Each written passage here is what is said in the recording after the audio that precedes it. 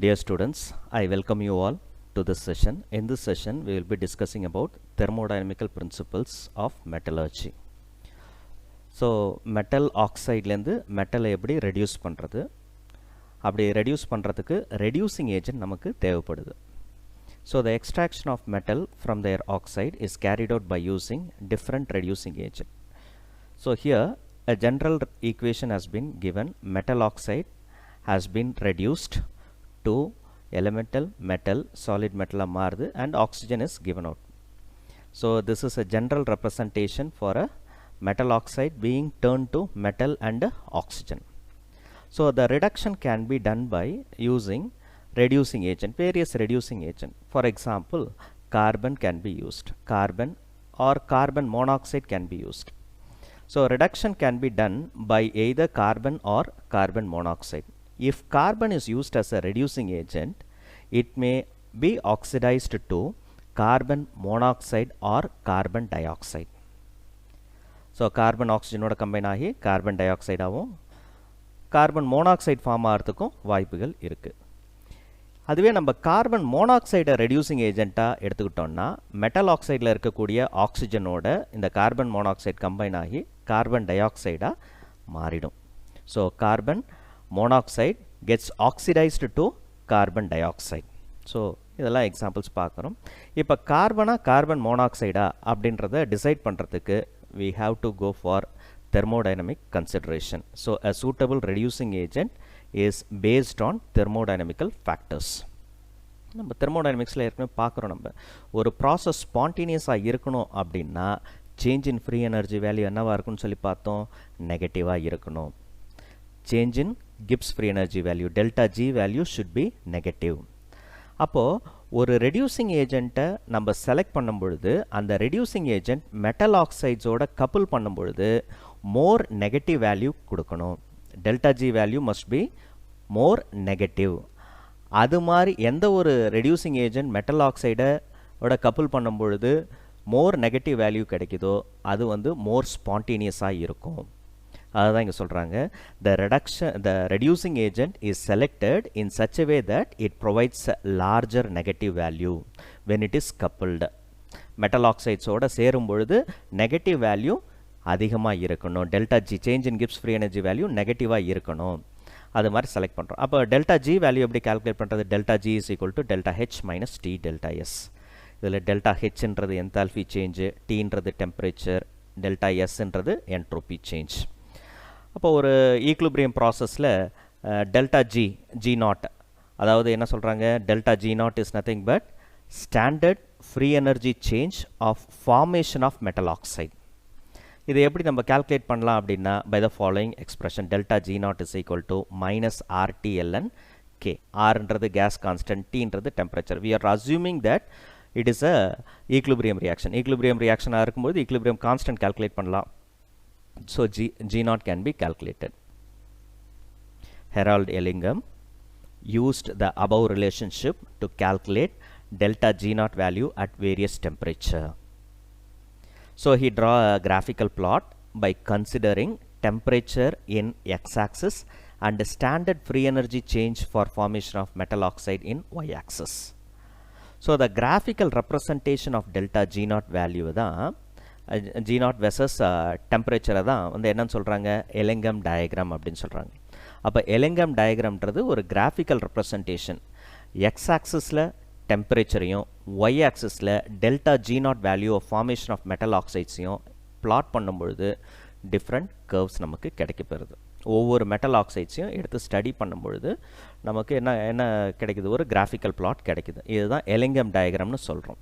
Ellingham diagram is a graphical representation of delta G naught value versus temperature. Here temperature is taken as a in an x-axis and the delta G naught formation of metal oxide is taken in y-axis.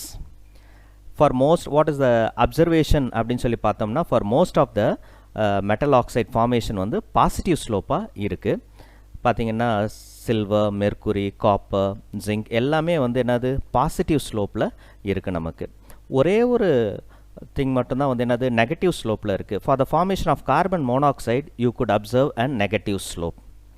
Carbon reacts combines with oxygen to form carbon monoxide. அது வந்து ஒரு negative ஸ்லோப்பில் நம்ம observe பண்ணுறோம். சரி, இதில் வந்து நம்ம first point பார்ப்போம். For the formation of metal oxide gives a positive slope அப்படின்னு சொல்கிறோம் இல்லையா. Oxygen has been consumed by the metal to form metal oxide. இப்போ உதாரணத்துக்கு நம்ம ஒரு எக்ஸாம்பிள் எடுத்துக்கலாம். Magnesium combines with oxygen to form magnesium oxide. அப்போ oxygen has been consumed by magnesium to form magnesium oxide. ஓகேவா? அப்போ magnesium oxideன்றது solid. அப்போ solid சாலிடாக ஃபார்ம் ஆகுது. அப்போ சாலிட்ஸில் என்ட்ரோபி வேல்யூ என்னவா இருக்கும்? For solids, the change in entropy value is negative. அப்போ randomness decrease ஆகுது. ரேண்டம்னஸ் டிக்ரீஸ் ஆகுது அப்படின்னா delta S value negative. Delta S value நெகட்டிவாக இருந்துச்சுன்னா சேஞ்ச் இன் ஃப்ரீ எனர்ஜி எப்படி இருக்கும்? we know that delta G is equal to delta H minus T delta S.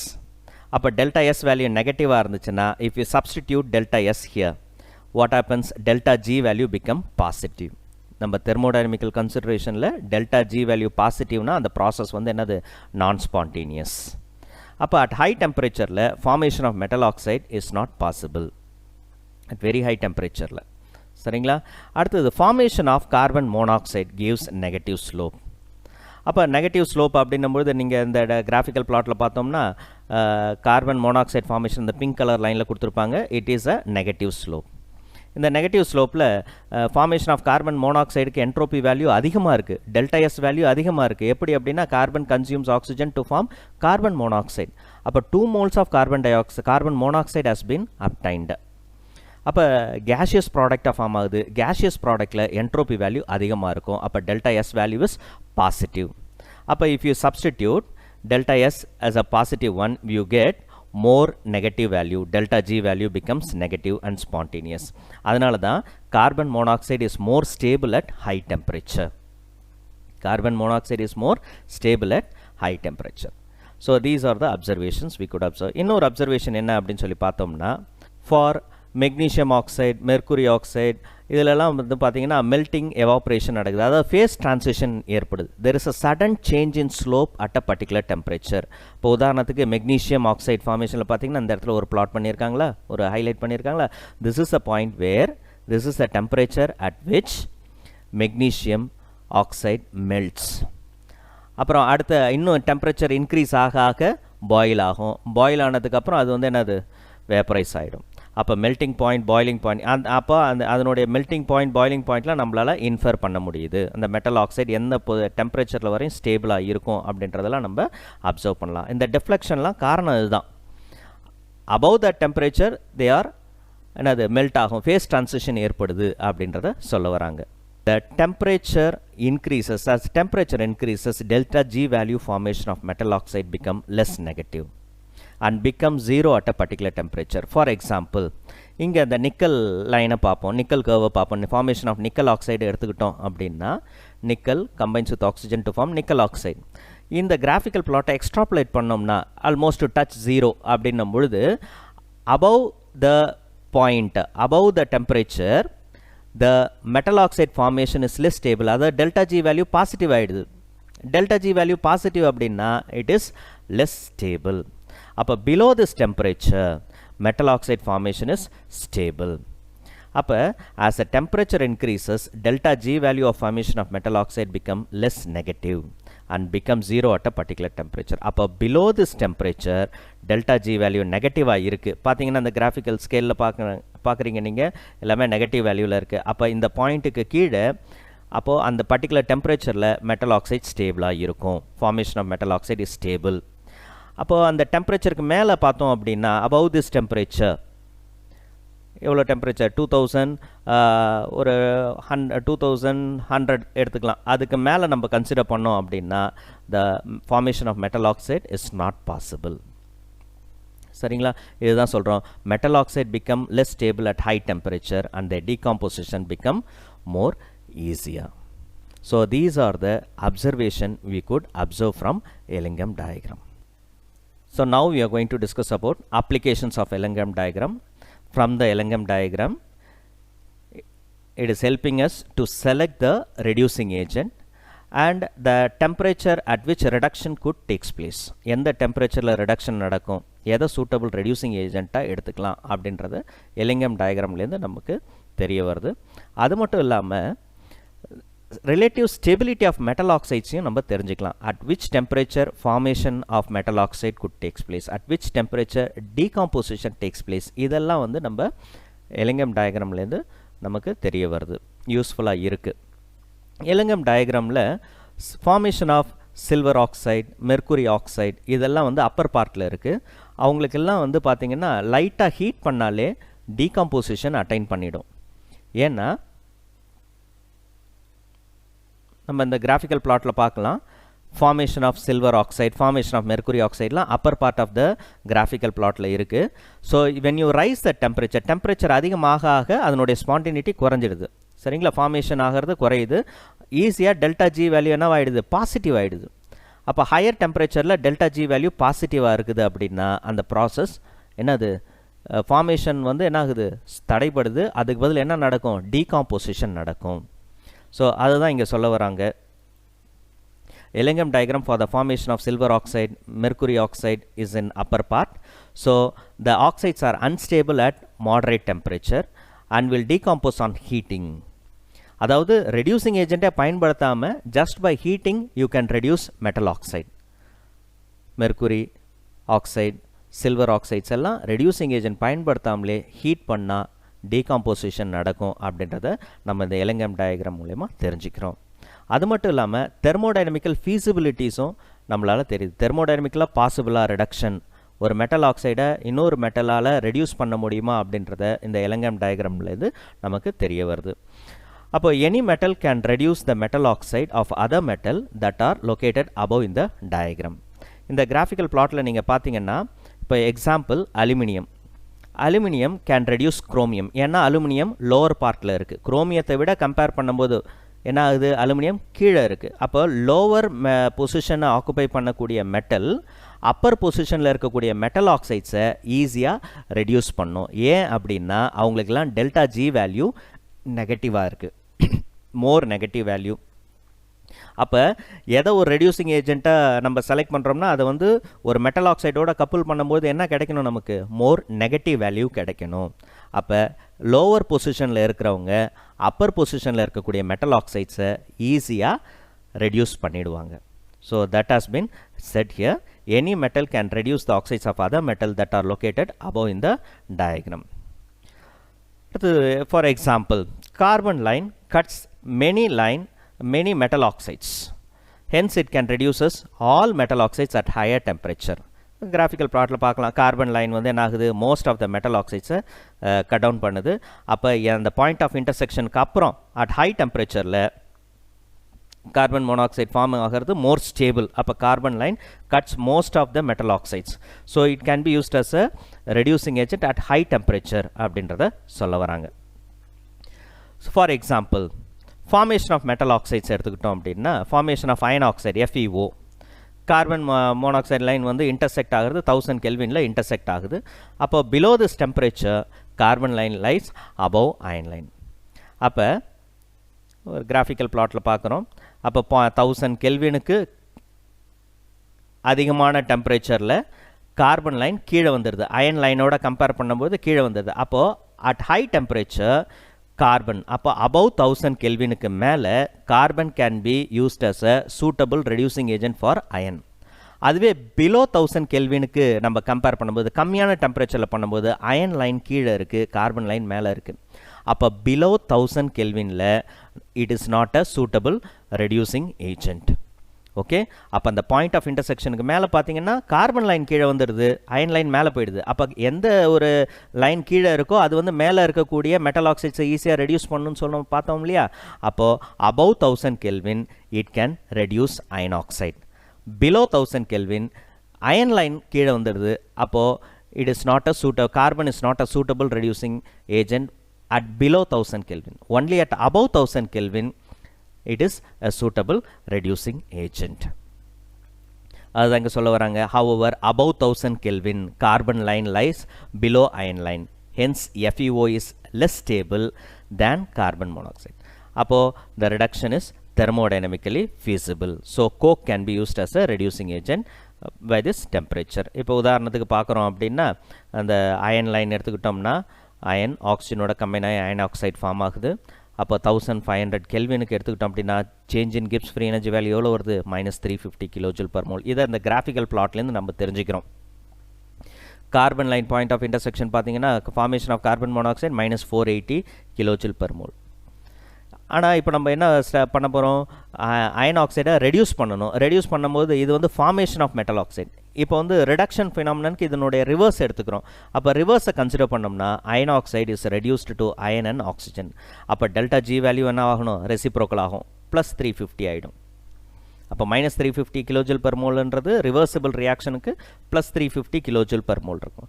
இப்போது இந்த கார்பனையும் அயன் ஆக்சைடையும் கப்புள் பண்ணும்பொழுது we are going to join these two reaction. Couple பண்ணும்போது என்ன ஆகுது, iron oxide carbon oxygen reactant சைடில் இருக்குது. இங்கே அயன் இந்த ஈக்குவேஷனில் ஆக்சிஜன் ப்ராடக்ட் சைடில் இருக்குது. ரெண்டையும் கேன்சல் பண்ணிடுறோம். கேன்சல் பண்ணும்போது என்ன ஆகுது, கப்புள் பண்ணுறோம் iron oxide couple with carbon so that it gets reduced. So Fe இருக்குது, then carbon monoxide will be formed. அப்போ இந்த ரெண்டு வேல்யூவையும் சப்ராக்ட் பண்ணும்போது என்ன ஆகுது, -480 +350 -130 கிலோஜூல் பர் மோல். அப்போ 2 mole of iron oxide reduce பண்ணும்பொழுது நமக்கு எவ்வளோ தேவைப்படுது, -130 கிலோஜூல் பர் மோல். அப்போ 1 மோல் ஆஃப் அயன் ஆக்சைடுக்கு divided by 2 you get -65 kilojoule per mole. அப்போ negative value delta G value நெகட்டிவாக தான் இருக்குது.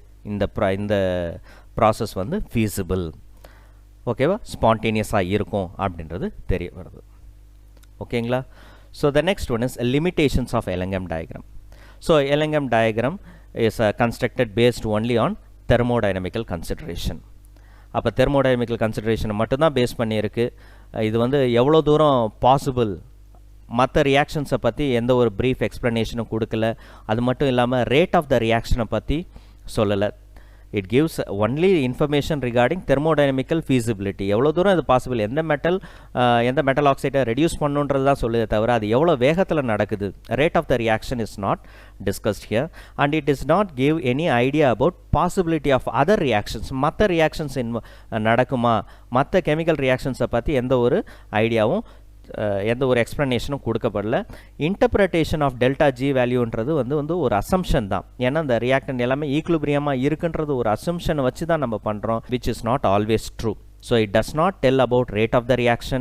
It does not give any idea about other possibility of the reaction, and delta G value is an assumption for the reactant that is at equilibrium with the product, which is not always true. Okay, these are the limitations of Ellingham diagram.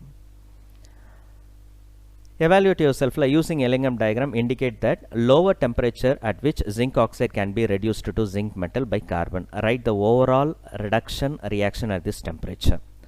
Using Ellingham diagram, indicate the lowest temperature at which zinc oxide can be reduced to zinc metal. So formation of zinc oxide and the point of intersection எங்க இருக்கு அப்படின்னா 1233 கெல்வின்ல இருக்கு. Zinc oxide லைனை carbon line intersect பண்ணுறது 1233 கெல்வின்ல இருக்கு. அப்போ below this temperature carbon line lies above zinc, hence reduction is not feasible. ஆனால் above 1233 கெல்வின்ல ஜிங்க் லைன் கீழே வந்துடுது. கார்பன் லைனை விட கார்பன் லைன் கீழே இருக்குது. Carbon line is lying below zinc line, hence carbon can be used as a reducing agent. இதை நம்ம கிராஃபிக்கல் பிளாட்டில் பார்க்கலாம். ஜிங்க் லைன் கார்பன் லைன் பார்க்குறோம். இங்கே பார்க்கலாம் பாயிண்ட் ஆஃப் இன்டர்செக்ஷனை. இந்த பாயிண்ட் ஆஃப் இன்டர்செக்ஷனை பாருங்கள். இங்கே எல்லாமே டிகிரி செல்சியஸில் இருக்குது, நீங்கள் கெல்வின் ஸ்கேலுக்கு மாற்றணும். அப்போ இந்த பாயிண்ட் ஆஃப் இன்டர்செக்ஷனில் இங்கே கர்சர் வச்சுருக்கிற இடம் தான் பாயிண்ட் ஆஃப் இன்டர்செக்ஷன். இந்த பாயிண்ட் ஆஃப் இன்டர்செக்ஷனில் பார்த்தீங்கன்னா ஏறக்குறைய வந்து எவ்வளோ இருக்குது, 900 டிகிரி செல்சியஸை கெல்வின் ஸ்கேலுக்கு மாற்றணும்னா ஒரு 1200 வரும். அப்போ 1200 கெல்வினுக்கு மேலே கார்பன் லைன் கீழே வந்துடுது. அப்போ above 1200 kelvin carbon line is lying below zinc line. அதுதான் இங்கே சொல்ல வராங்க. எங்கே பார்க்குறோம் நம்ம, above 1233 Kelvin, carbon line is lying below zinc line. Hence, carbon can be used as a reducing agent. ஓகேவா? அதுதான் நம்ம ஓவரால் ரியாக்ஷன் எழுதுகிறோம். கார்பன் ஜிங்க் ஆக்சைடோட ரெடியூஸ் பண்ணும்போது carbon takes away the oxygen to form carbon monoxide. அப்போ zinc oxide is reduced to zinc using carbon. அப்போ temperature பார்த்தோம்னா 1233 Kelvinக்கு மேலே. Carbon reduces zinc oxide to zinc. Okay? I hope you would have understood. Thank you.